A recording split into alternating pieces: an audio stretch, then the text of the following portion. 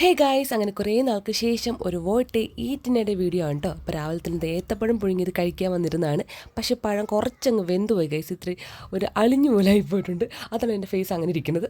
അത് കഴിഞ്ഞിട്ട് ഞാൻ ഇടിയപ്പവും നല്ല എരിവുള്ള മുട്ടക്കറിയും കൂട്ടി അമ്മയുടെ സ്പെഷ്യൽ മുട്ടക്കറിയാണ് കേട്ടോ. അത് കഴിച്ചു.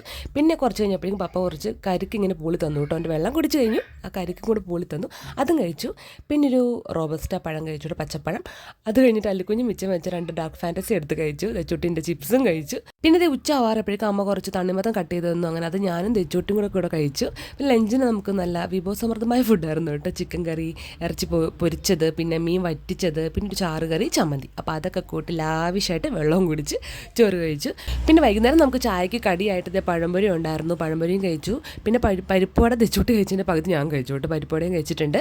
പിന്നെ ഇതേ നല്ല അടിപൊളി പാൽ ചായ, അങ്ങനെ അതൊക്കെ കുടിച്ചു. പിന്നെ സന്ധ്യ ആവാറപ്പോൾ കല്ലിക്കുഞ്ഞ് അൽഫാം വേണമെന്ന് പറഞ്ഞിട്ട് അവന് വേണ്ടിയിട്ട് ഒരു അൽഫാം പോയി വാങ്ങിച്ചു കേട്ടോ. അപ്പോൾ അത് കുറച്ച് ഞാനും കൂടെ ഒന്ന് ടേസ്റ്റ് ചെയ്തു, അൽഫാമും സലാഡും മയോണൈസൊക്കെ ആയിട്ട്.